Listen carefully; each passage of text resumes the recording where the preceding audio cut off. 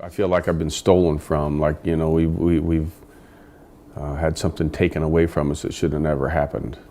Well, I'm frustrated that we're 5 years down the road and we don't have the person responsible behind bars. Somebody's walking a free man after committing a double murder. That's the fact, and he's still out there somewhere. Liberty German and her best friend Abby Williams were found along the historic Delphi trails. The girls were murdered by a mysterious man who police are still searching for to this day.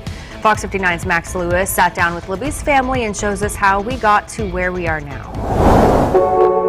February 13th, 2017.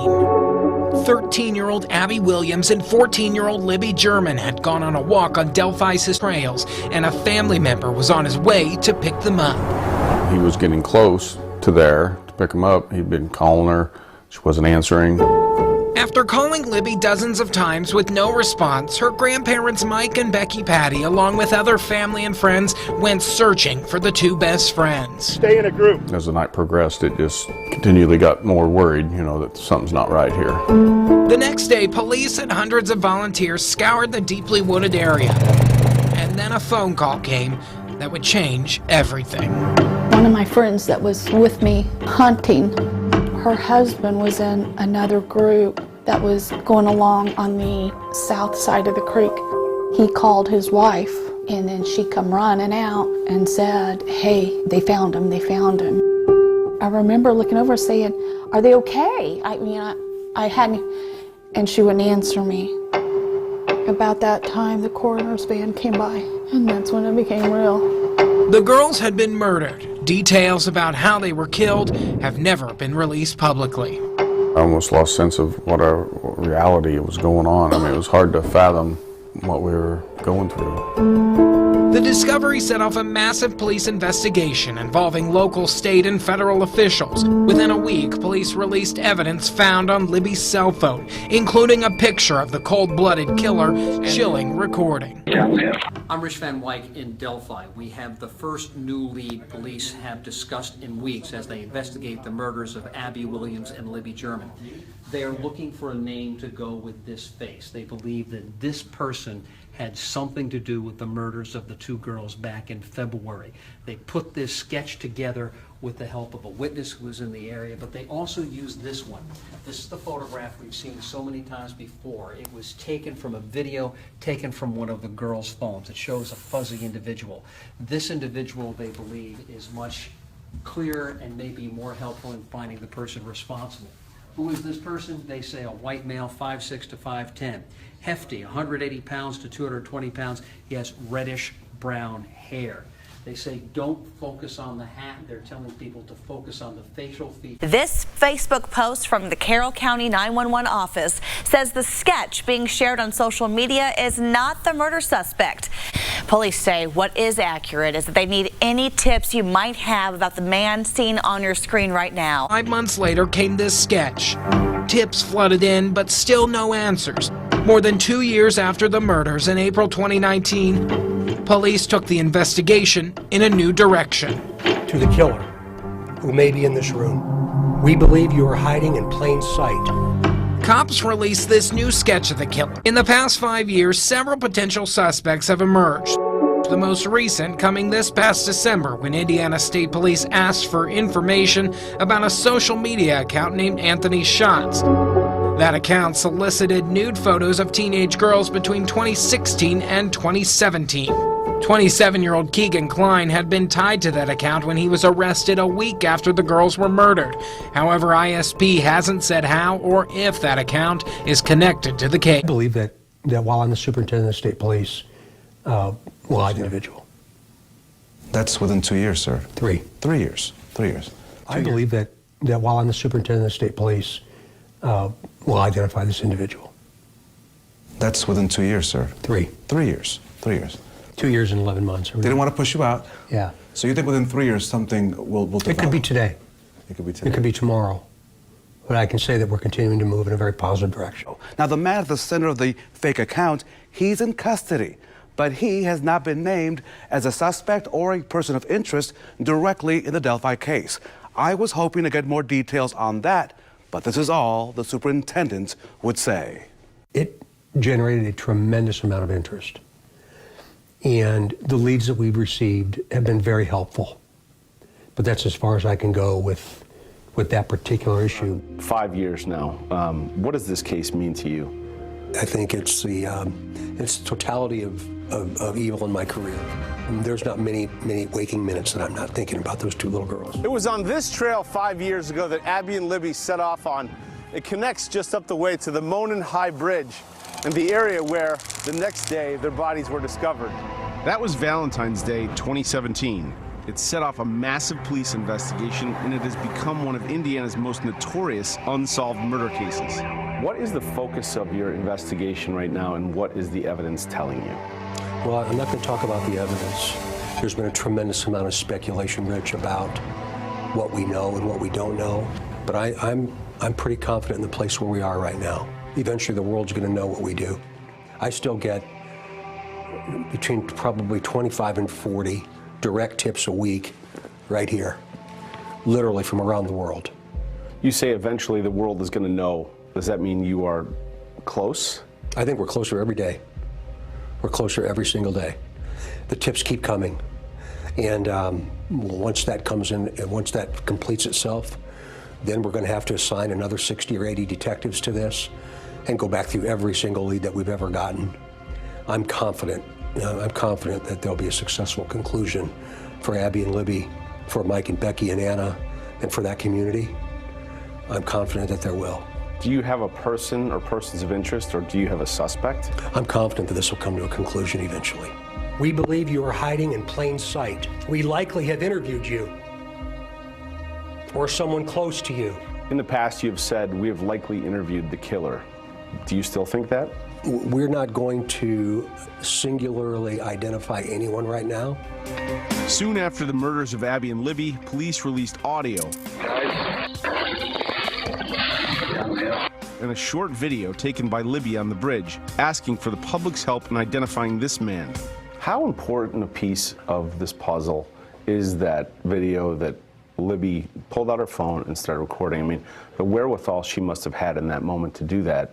Yeah, I'm not going to talk about that specifically, but what I will say about it is it adds, again, a little bit of weight to a very complicated murder investigation. So I'd much rather have it than not, I think, is how I'd respond to that.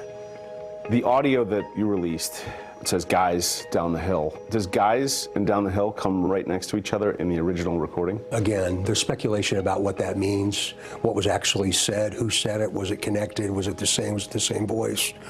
And again, that's an investigative component of this, and I'm not worthy to discuss it.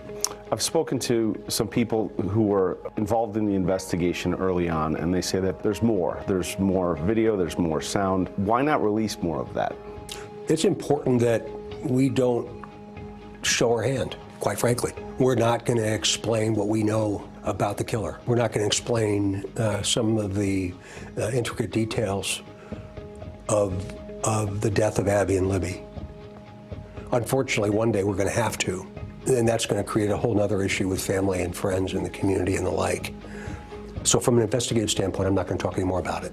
The crime scene, the area where their bodies were found, is very hard to reach, and the speculation is that this is a person that was very familiar with the terrain. Can you speak to that at all? One thing I'd say is any place in the country that's rural, there's multiple points of access, generally speaking. In December, police appealed for tips about a person tied to a social media account with the name Anthony Schatz. They say the man behind the account, Keegan Anthony Klein, was using images of a known male model to catfish young girls into sending nude photos and their home address.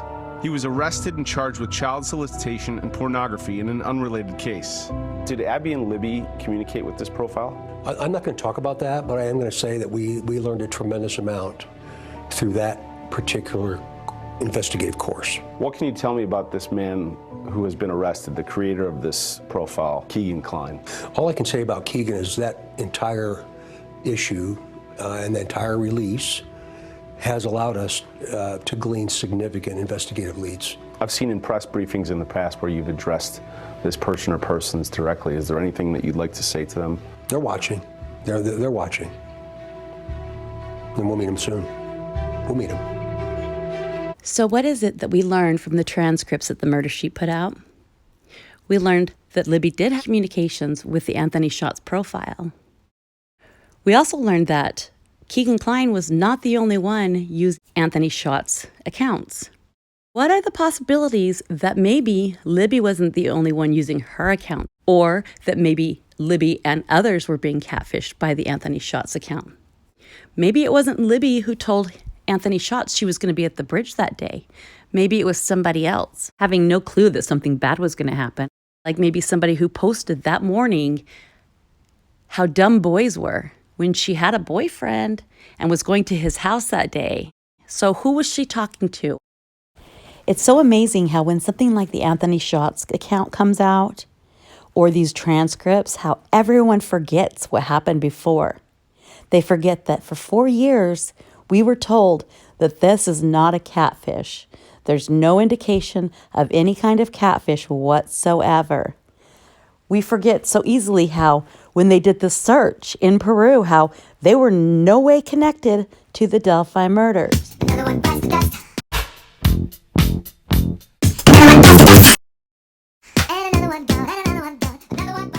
We so easily forget that it's been 5 years. 5 years that they have known about the Klines, and they have not been named a suspect, a person of interest. They have not been arrested in connection with the Delphi case.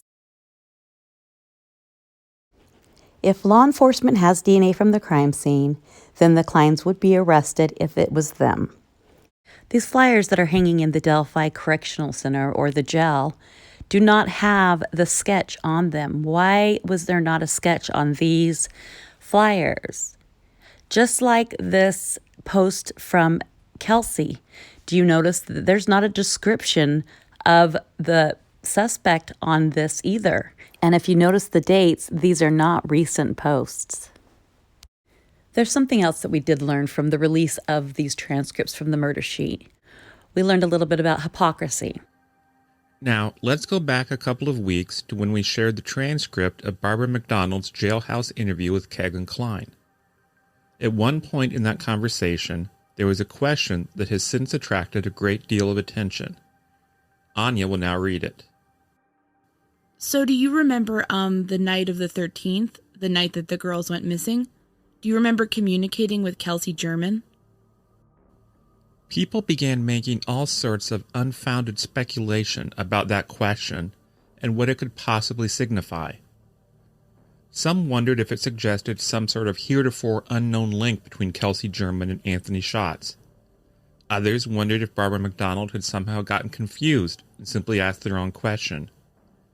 Screenshots even started floating around the internet which purported to show family members confirming some sort of contact between Kelsey German and the Anthony Schatz account.